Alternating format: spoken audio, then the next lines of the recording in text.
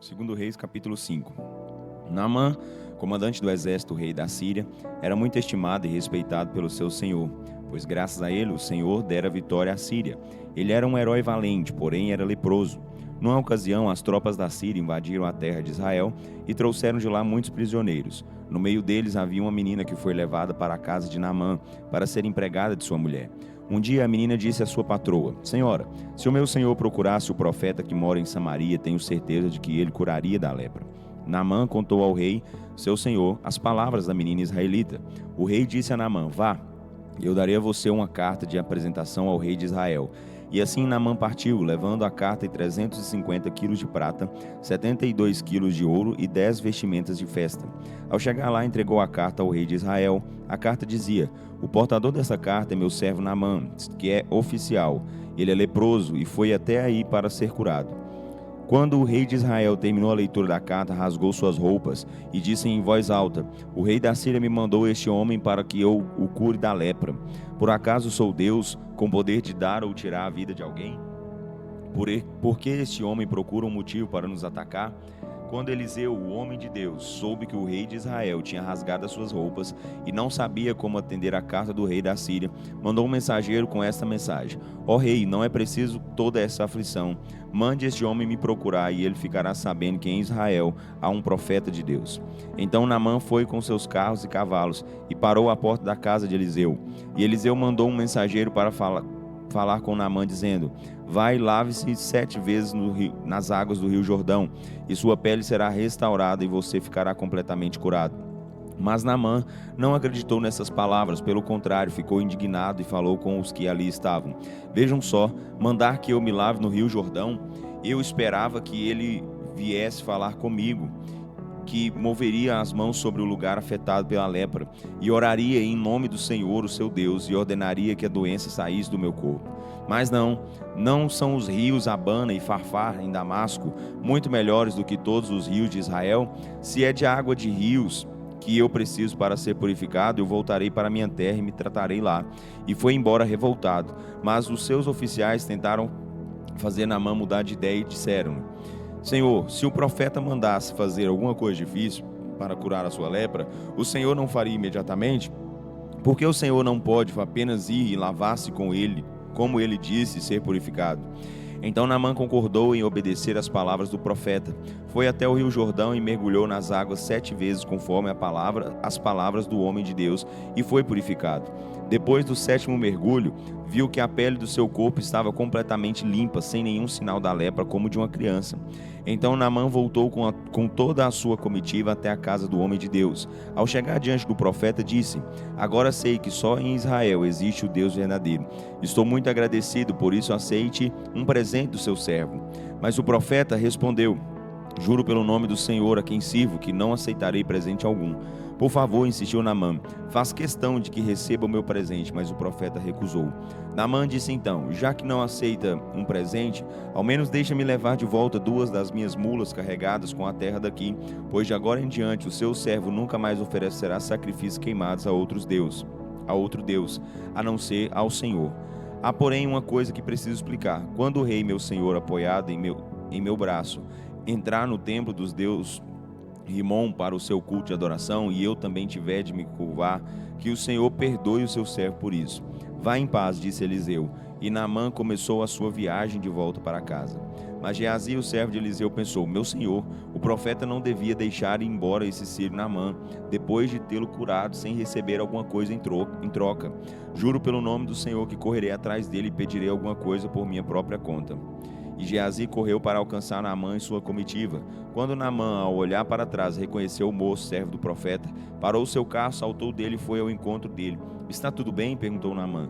Geazi respondeu: Sim, tudo vai bem, mas o meu senhor enviou-me para dizer-lhe que acabaram de chegar 2 jovens, discípulos dos profetas das colinas de Efraim. Por favor, dê-lhe 35 quilos de prata e 2 vestimentas de festas. Certamente, falou Naamã, faz questão de que você leve 70 quilos de prata, em vez de 35. Ele insistiu com Geazi para que aceitasse o presente e entregou 70 quilos de prata em 2 sacolas, além das 2 vestes a 2 dos seus servos, para que voltasse com Geazi e entregassem tudo ao profeta. Mas quando Geazi chegou ao pé da colina onde morava, ele disse aos empregados de Naamã: daqui vocês podem voltar, eu mesmo levo os presentes. Os empregados voltaram e Geazi guardou os presentes em sua casa. Depois disso apresentou-se ao seu senhor. Eliseu perguntou: Geazi, onde você esteve? De onde você vem chegando? Geazi respondeu: o seu servo não esteve em parte alguma. Mas Eliseu continuou: Geazi, você não percebe que em espírito estive com você quando Naamã desceu do carro e foi ao seu encontro? Eu sei de tudo que você fez. Este não era o momento de aceitar prata, nem roupas, nem plantações de oliveiras, de uvas, ovelhas, gados, servos e servas. Por causa do que você fez, a lepra de Naamã passará para o seu corpo e para o corpo dos seus descendentes para sempre. E quando Geazi saiu dali, viu que seu corpo estava coberto de lepra. Sua pele se tornou branca como a neve. Segundo Reis, capítulo 6. Um dia os discípulos dos profetas disseram a Eliseu: Mestre, como vê o lugar onde nos reunimos é muito pequeno. Que acha de irmos até o rio Jordão, onde poderemos cortar troncos para construirmos acomodações maiores? Está bem, respondeu Eliseu, podem ir. Então venha com os seus servos, sugeriu um deles. Eu irei, disse ele. E foi com eles. Eles foram ao Jordão e começaram a derrubar as árvores. Em dado momento, enquanto um deles estava cortando um tronco, o ferro do machado escapou, caiu na água e afundou. Meu senhor, o que faço agora? Gritou o jovem. O machado era emprestado. Onde ele caiu? Perguntou o homem de Deus. Mostraram-lhe o lugar. Então Eliseu cortou uma vara e a jogou na água, no lugar onde o machado havia afundado. E o ferro veio à superfície da água. Apanhe-o, disse o profeta, e o jovem estendeu a mão e o pegou. O rei da Síria estava em guerra contra Israel. Ele reuniu-se com os seus oficiais e comandantes e disse: montarei meu acampamento em tal lugar. Imediatamente o homem de Deus mandou uma mensagem ao rei de Israel: não passe em tal lugar, pois os sírios estão descendo para lá. O rei de Israel mandou soldados para investigar se realmente as tropas do rei da Síria estavam no lugar que o homem de Deus havia indicado, e viram que era verdade. Com isso, eles se livraram de uma derrota, e isso aconteceu diversas vezes. O rei da Síria ficou enfurecido e convocou seus conselheiros e perguntou: como é que o exército de Israel descobre o lugar do nosso acampamento? Qual de vocês é o traidor? Quem esteve informando o rei de Israel sobre os meus planos? Não somos nós, Senhor, respondeu um dos oficiais. Eliseu, o profeta de Israel, é quem descobre os seus planos e conta tudo ao rei de Israel, até as palavras ditas em segredo no seu quarto. Então o rei ordenou: vão descobrir onde ele está e mandaremos soldados para capturá-lo. A informação que o rei recebeu foi esta: Eliseu está em Dotã. Então, uma noite, o rei da Síria mandou um grande exército, com muitos carros e cavalos, para cercar a cidade de Dotã. Quando o servo do homem de Deus se levantou bem cedo pela manhã, viu que estavam cercados pelas tropas, carros e cavalos. Ai, meu senhor, o que faremos agora? Exclamou o servo a Eliseu. Não tenha medo, disse Eliseu. Aqueles que estão conosco são muito maiores e muito mais fortes do que eles. Então Eliseu orou: ó Senhor, abra os olhos do meu ajudante para que ele veja. E Deus abriu os olhos do jovem, e ele viu as colinas cobertas de cavalos e carros de fogo ao redor de Eliseu. Enquanto os soldados sírios avançavam contra a cidade, Eliseu orou ao Senhor: faça com que esses homens fiquem cegos. Deus, o Senhor, respondeu à oração de Eliseu e fez com que os sírios ficassem cegos. Então Eliseu foi ao encontro dos soldados inimigos e lhes disse: prestem atenção, vocês tomaram o caminho errado, e nem é esta a cidade que vocês procuram. Venham comigo e eu levarei vocês ao homem que estão procurando. E Eliseu guiou as tropas inimigas até a cidade de Samaria. Assim que chegaram a Samaria, Eliseu orou: ó Senhor, abra agora os olhos de todos os soldados inimigos, para que eles possam ver. Então o Senhor abriu os olhos de todos, e eles descobriram que estavam na cidade de Samaria, a capital de Israel. Quando o rei de Israel viu os inimigos estavam em seu poder, perguntou a Eliseu: ó meu pai, devo matar todos agora? Devo matá-los? De maneira alguma, respondeu Eliseu. Por acaso é costume matar prisioneiros de guerra com a espada e o arco? Pelo contrário, ofereça a eles alimento para matar a fome e água para matar a sede deles. Depois deixe que eles voltem para o seu senhor.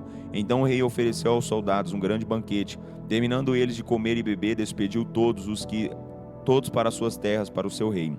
Assim as tropas sírias partiram e não voltaram mais a invadir a terra de Israel.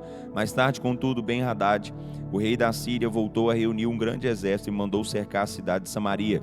Com isso, houve uma grande miséria na cidade e o povo começou a passar fome. Tudo ficou muito caro, especialmente a comida. Vendiam a cabeça de um jumento por 80 peças de prata. Até o esterco de pombos valia 5 peças de prata. Um dia, quando o rei de Israel andava pelos muros da cidade, uma mulher gritou para ele: Ó rei, meu senhor, ajude-me, por favor, ajude-me. O rei respondeu: Se o senhor não a ajudar, como poderia ajudá-la? Acaso há trigo na eira e vinho no tanque de prensar uvas? Porém ele perguntou: Por que você está pedindo socorro? Ela respondeu: Esta mulher me disse: Vamos matar e comer o seu filho hoje, e amanhã comeremos o seu. Assim fizemos, matamos ontem o meu filho, o cozinhamos e comemos a sua carne. Hoje é o dia de comermos o filho dela, mas ela escondeu seu filho. Quando o rei ouviu as palavras da mulher, ficou horrorizado e rasgou suas roupas em sinal de tristeza. O povo que observava essa cena notou que o rei, debaixo das vestes rasgadas, usava uma roupa feita de pano de saco grosseiro sobre a pele. E ele disse: Que Deus me mate se eu não cortar a cabeça de Eliseu, filho de Safate, antes do dia acabar. Eliseu estava sentado em sua casa, reunindo com os homens mais velhos de Israel, quando o rei mandou o mensageiro chamá-lo. Antes, porém, de o mensageiro chegar, Eliseu disse aos homens: Aquele assassino está mandando um homem para cortar a minha cabeça. Quando o mensageiro chegar, fechem a porta e o deixem do lado de fora, pois o seu senhor certamente virá logo atrás dele.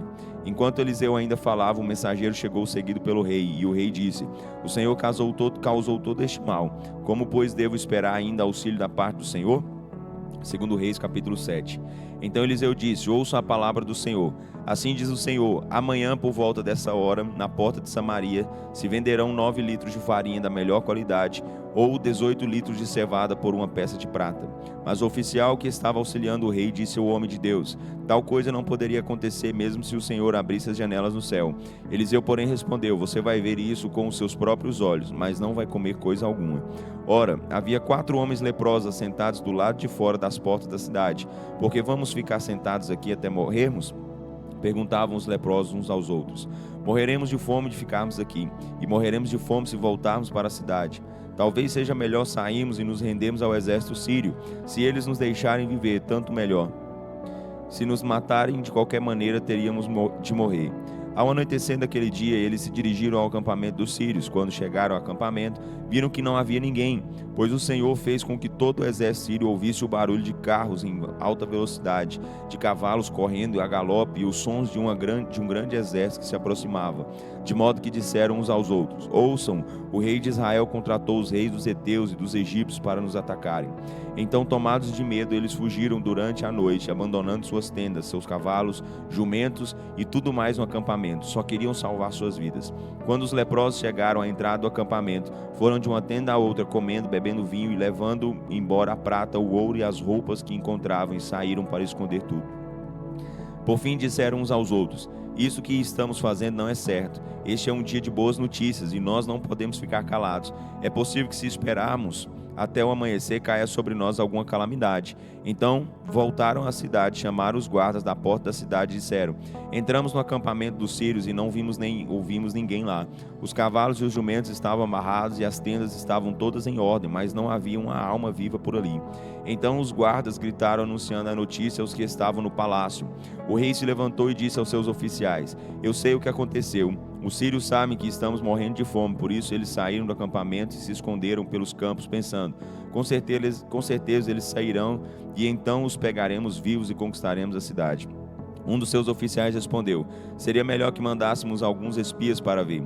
Eles podem pegar 5 dos cavalos restantes da cidade, e se acontecer alguma coisa aos animais, não será nada pior do que se eles ficarem aqui e morreram com o resto de nós. Por isso, vamos enviá-los para descobrir o que aconteceu.